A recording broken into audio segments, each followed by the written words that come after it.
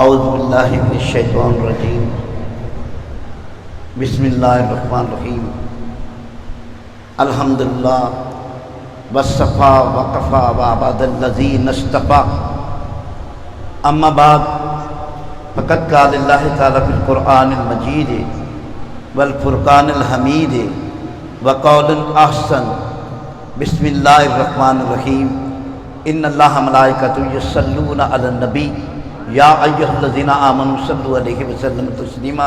سب پڑھے الصلاۃ والسلام علیک یا سیدی یا رسول اللہ، الصلاۃ والسلام علیک یا سیدی یا حبیب اللہ.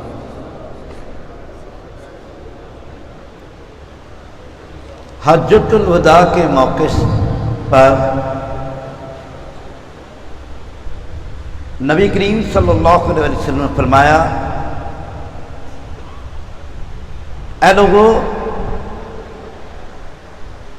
میں تمہارے درمیان دو چیزیں چھوڑے جا رہا ہوں. ایک اللہ کی کتاب قرآن، اور ایک میری اطرت اہل بیت. یہ دونوں آپس میں اس طرح ملے ہیں اور اس طرح ملے رہیں گے کہ جب قیامت برپا ہو جائے گی، حشر برپا ہو جائے گا، اس کے بعد لوگ جنتوں میں چلے جائیں گے تو حوض کوثر پر یہ دونوں میرے پاس اکٹھے آئیں گے. قرآن اور میری اطرت. فرمایا دو چیزیں چھوڑے جا رہا ہوں جو ایک دوسرے سے باری ہے اور دوسری پہلے سے باری ہے. ایک اللہ کی کتاب جس کا ایک سرا تمہارے ہاتھ میں ہے اور دوسرا سرا اللہ کے ہاتھ میں ہے، اور دوسری میری اہل بیت. دوسری میری اہل بیت. میں نے اکثر غور کیا اس حدیث پہ تو مجھے ایک بات سمجھ میں آئی کہ حضور نے اپنی اہل بیت کا یہاں پر کیوں ذکر کیا. کچھ لوگ کہتے سنت حضور کی سنت. امام ابو حنیفہ کہتے ہیں کہ جو حدیث سے ٹکرا جائے اس کو ایسے دیوار پہ مارو جیسے بی بی گوئے کی تھاپی مارتی ہے. کسی نے کہا سننا. عائشہ صدیقہ رضی اللہ تعالیٰ عنہ سے کسی نے پوچھا کہ حضور کی سنت کیا ہے، تو آپ نے فرمایا تو نے قرآن نہیں پڑھا، قرآن ہی تو حضور کی سنت ہے.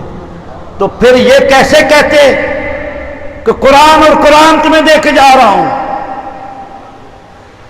اور یہاں پر ایک سوال بھی پیدا ہوتا ہے جو میری نظر میں بڑی تحقیق کے ساتھ میں اس نتیجے پہ پہنچا ہوں کہ جب حضور نے فرمایا میں تمہیں کتاب دے کے جا رہا ہوں، تو کوئی شخص کھڑا ہو کے کہتا رسول اللہ صلی اللہ علیہ وسلم آپ کتاب تو دے کے جا رہے ہیں، اس کو پڑھائے گا کون؟ ہمیں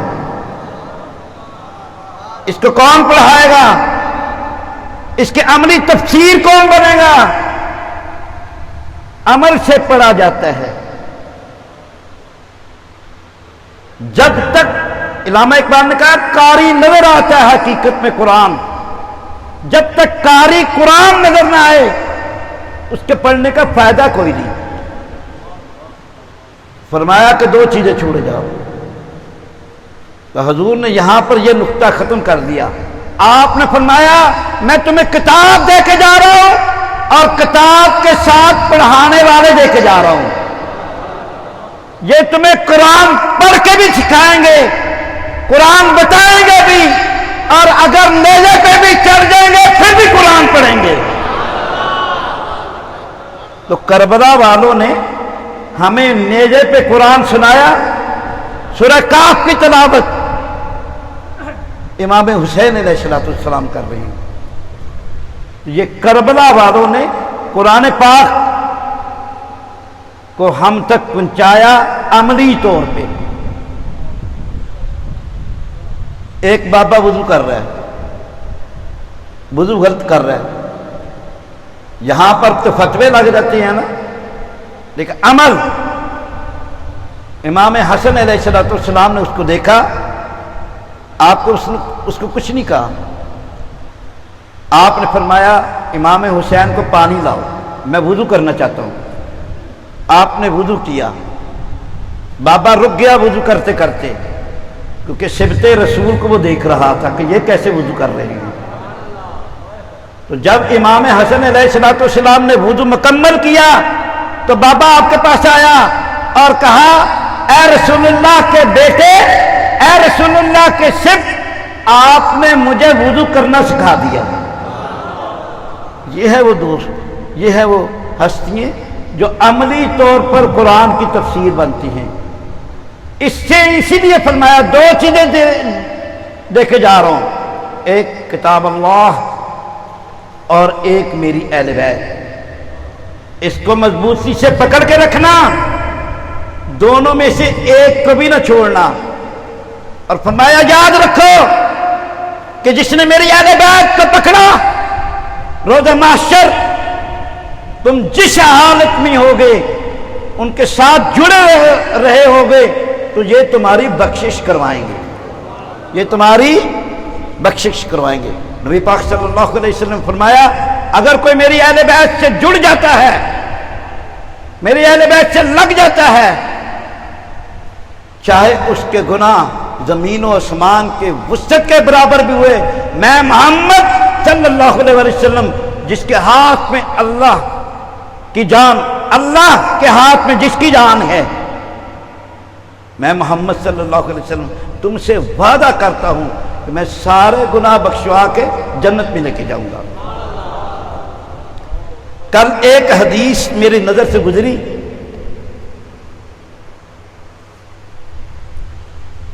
اور حدیث بڑی زبردست، اور حدیث یہ ہے کہ ایک عورت حضور کی خادمہ، وہ کہیں باغی جا رہی تھی بازار سے میں، اس کے سر سے چادر گر گئی، تو ایک صحابی نے اس کو کہا کیا بی بی تیری چوٹی ننگی ہے، اس کو ڈھانپ لو، نہ تمہیں محمد بچائیں گے نہ ان کی آل بچائے گی روز محشر۔ اس نے نبی صلی اللہ علیہ وسلم کو جا کے کہا یا رسول اللہ صلی اللہ علیہ وسلم، ایک شخص نے مجھے کہا کہ نہ آپ میری شفاعت کر سکتے ہیں نہ آپ کی اولاد شفاعت کر سکتی ہے۔ حضور کو غصہ آ گیا، تیش آ گیا، آپ کے رخسار سرخ ہو گئے، آپ اٹھے اور چادر لی نہیں بلکہ گھسیٹتے ہوئے چادر کو منبر کی طرف گئے۔ صحابہ نے عرض کی یا رسول اللہ صلی اللہ علیہ وسلم کیا بات ہو گئی، آپ اتنے غصے میں ہیں، آپ ہمیں حکم دیں، اگر کسی نے آپ کا دل دکھایا ہے چاہے ہمارے ماں باپ ہی کیوں نہ ہو، ہم اسی وقت ان کا کام تمام کر دیں گے۔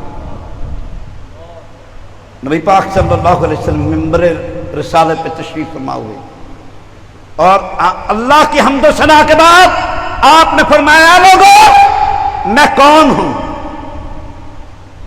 کہا آپ کا نام محمد ہے، ہمارے رسول ہیں۔ پھر فرمایا میں کون ہوں؟ کہا آپ کا نام محمد بن عبداللہ بن عبد المطلب بن ہاشم بن مناف ہے۔ آپ نے فرمایا میں کون ہوں؟ کہا آپ ہمارے رسول ہیں۔ آپ نے فرمایا میں آدم سے لے کر قیامت تک روح زمین میں آنے والے تمام انسانوں کا سردار ہوں، لیکن مجھے اس پہ فخر نہیں۔ آپ نے فرمایا کہ مجھے سب سے پہلے زمین سے اٹھایا جائے گا، میری قبر کو پھاڑ دیا جائے گا، مجھے اس پہ بھی فخر نہیں۔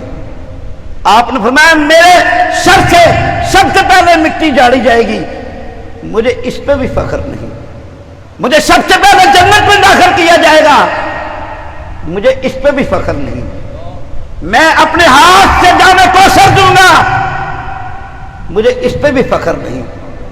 ان لوگوں کو کیا ہو گیا ہے جو کہتے ہیں محمد صلی اللہ علیہ وسلم اور آپ کی آل ہم شفاعت نہیں کرائیں گے؟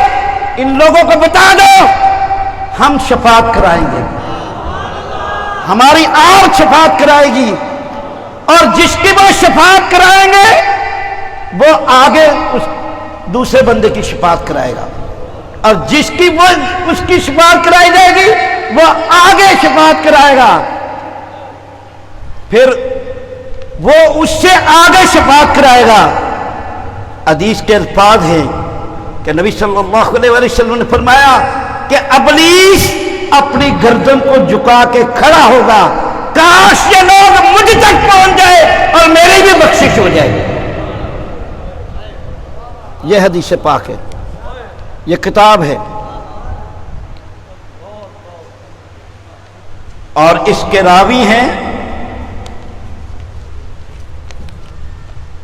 جابر بن عبداللہ انصاری۔ فرمایا کہ اگر شیطان بھی میرے پاس آتا اور صحیح طریقے سے آتا، مجھے مان کے آتا، اور شاید ایسا کبھی ہو تو میں اس کی بھی شاید بخشش کروا دوں۔ تو فرمایا کہ جس نے میری آل کے ساتھ جڑ گیا اس کی بخشش کروا دی۔ ابو بکر صدیق رضی اللہ تعالیٰ عنہ سے روایت، آپ کہتے ہیں حضور نے خیمہ کیا، خیمے میں علی مرتضیٰ کو بلایا، جناب سیدہ فاطمہ الزہرا کو بلایا، حسنین کریم سے کو بلایا، اور فرمایا اللہم ہؤلاء اہل بیتی، اے اللہ یہ میری اہل بیت ہیں، اے لوگو، اے مسلمانوں کا گروہ، اس خیمے سے صلح کر لو۔ جس نے ان سے صلح کر لی اس سے میں نے صلح کر لی، جس سے میں نے صلح کر لی اس سے رب نے صلح کر لی، جس نے ان کے ساتھ دشمنی کی اس نے میرے ساتھ دشمنی کی، گویا کہ اس نے رب کے ساتھ دشمنی کی۔ جس نے ان کی محبت کی اپنے دل میں رکھی، گویا کہ اس نے میری محبت اپنے دل میں رکھی، گویا کہ اس نے رب کی محبت اپنے دل میں رکھی۔ بہت لمبی طویل حدیث ہے۔ فرمایا کہ جس نے ان کا بغض اپنے دل میں رکھا، گویا کہ اس نے میرا بغض اپنے دل میں رکھا، گویا کہ اس نے رب کا بغض اپنے دل میں رکھا، اور جس نے رب کا بغض اپنے دل میں رکھا، رب کائنات کی قسم اٹھا کے کہتا ہوں کہ اللہ کی ذات اس کو مسلمان نہیں بلکہ یہودی اور نصارہ میں ڈال کے جہنم میں پھینک دے گی۔ جابر بن عبداللہ انصاری اٹھے، یا رسول اللہ صلی اللہ علیہ وآلہ وسلم،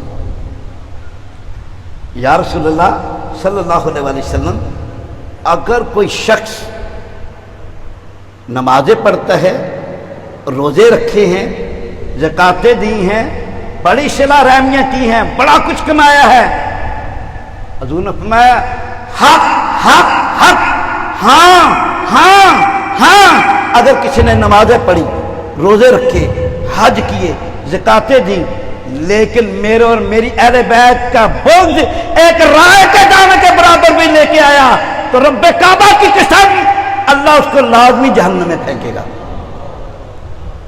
اور اگر کس نے ایک کھجور کی گٹھلی کے برابر بھی مجھ سے اور میری اہل بیت سے محبت کی، رب کعبہ کی قسم اس کے گناہ زمین و آسمان کی وسعت کے برابر بھی ہوئے، میں بخشوا کے اس کے جنت میں لے کے جاؤں گا۔ یہ ہے وہ۔ فرمایا اے لوگو، تین محبتوں کا لازم کر لو۔ پہلی محبت اللہ کی، کیونکہ اس نے بے بہا نعمتیں آپ لوگوں پر نشاور کر دی۔ جو اس کو مانتا ہے اس کو بھی دیتا ہے، جو نہیں مانتا اس کو بھی دیتا ہے۔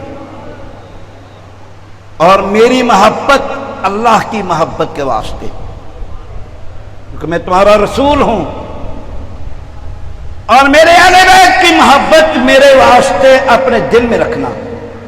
یاد رکھنا یہ تین محبتیں تمہارے دل میں راسخ رہیں تو میں قبر میں بھی تمہاری مدد کروں گا، حشر میں بھی مدد کروں گا۔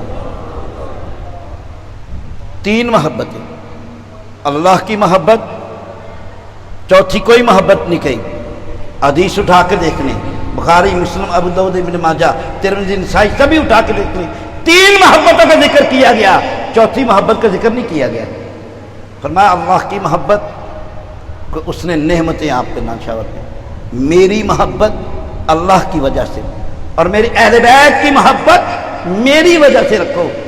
فرمایا کہ اگر ان میں جو برے ہیں ان سے بھی محبت رکھو، جو ان میں اچھے ہیں ان سے بھی محبت رکھو۔ یہ مت خیال کرنا کہ ان میں جو برے ہیں وہ جہنم میں جائیں گے، اللہ ان کے اعمال کو بڑھا کر ان کو بھی جنت میں داخل کرے گا، کیونکہ وہ میری آل میں سے ہیں۔ یاد رکھنا ان کے ساتھ جڑے رہنا، جب ان کے ساتھ جڑے رہو گے تو روز معاشر 7 سمندر کی جھاگ کے برابر بھی تمہارے گناہ کو بخش دیا گا۔ تو یہ چیز ہے کہ ہم نے ان کی محبت اپنے دل میں رکھنی ہے۔ اب ہم قبر میں جائیں گے نا تو قبر میں 3 سوال ہوں گے۔ من ربوں کا، تیرا رب کون سا ہے؟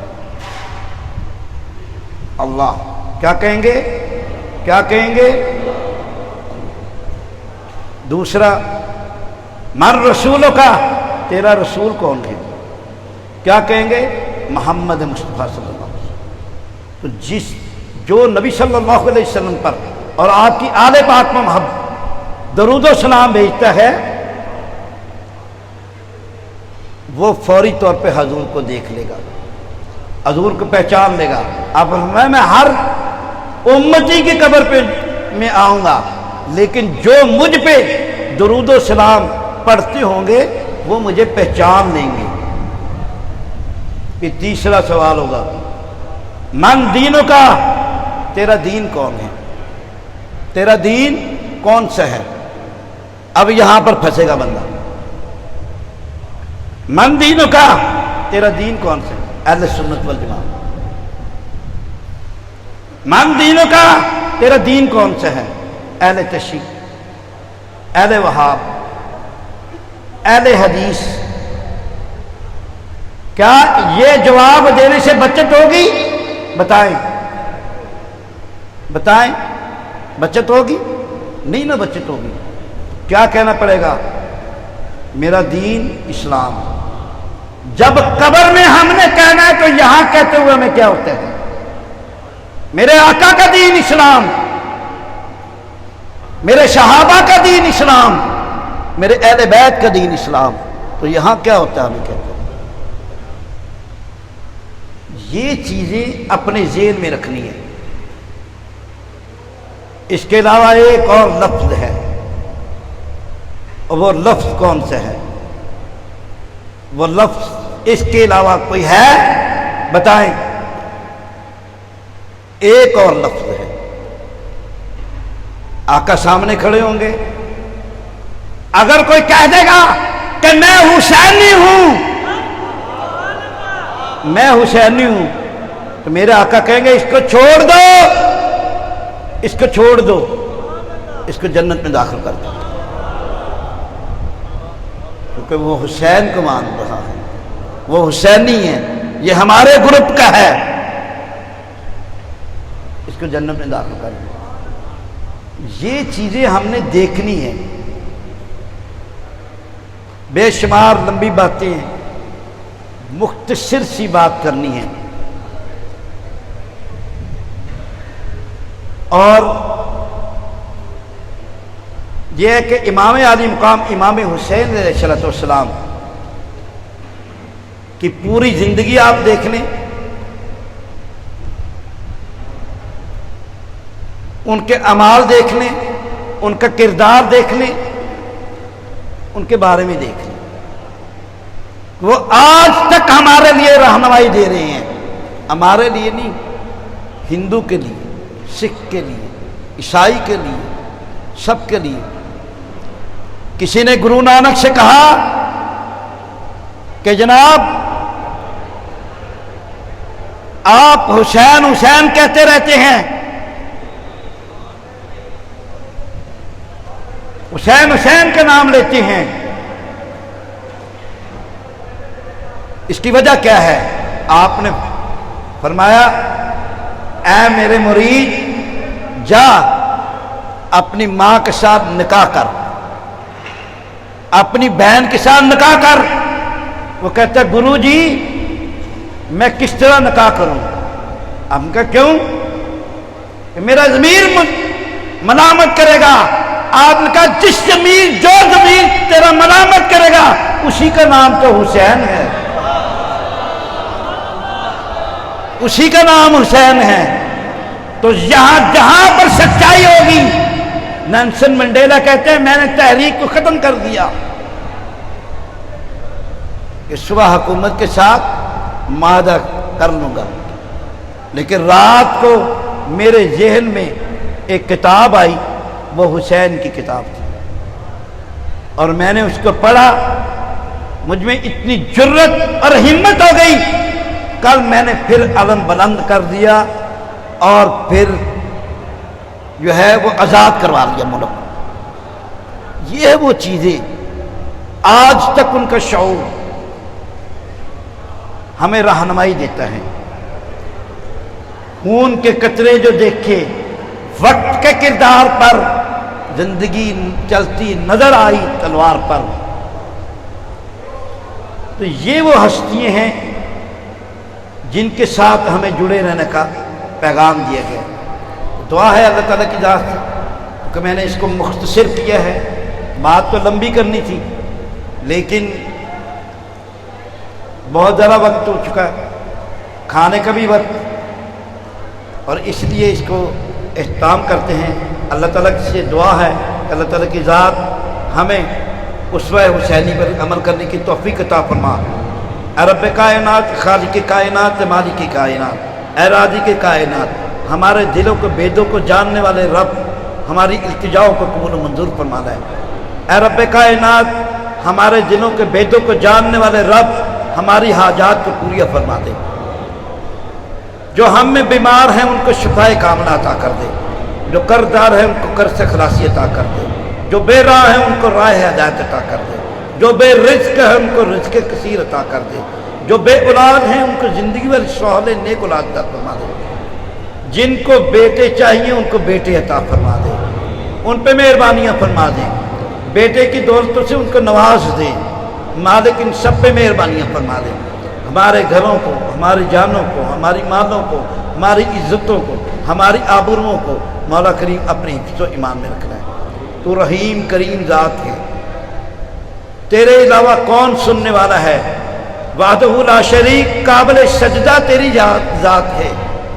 اے مالک، ہمارے دلوں کو جاننے والے، ہمارے دلوں کے بیدوں کو جاننے والے، ہمارے سب کی بخشش فرمانا، ہمارے گھروں کو، ہماری جانوں کو، ہماری مالوں کو، ہماری عزتوں کو، ہمارے بچے اور بچوں کی عزتوں کو یا اللہ محفوظ فرمانا، شر سے، شر شیطان سے، انسان کے شر، شیطان کے شر، جنات کے شر اور ہمارے نفسوں کے شر سے ہمیں محفوظ رکھنا ہے۔ تو رحیم کریم ذات ہے، ہماری التجاؤں کو بحق آدم صفی اللہ، بحق نوح نجی اللہ، بحق ابراہیم خلیل اللہ، بحق اسماعیل ذبی اللہ، بحق موسیٰ کلیم اللہ، بحق داؤد خلیفۃ اللہ، بحق عیسیٰ روح اللہ، بحق محمد مصطفیٰ صلی اللہ علیہ وسلم، تمام شہیدان کربلا کے چھپیر، تمام نبیوں ولیوں کے چھپیر، ہماری التجاؤں کو قبول و منظور فرما لے۔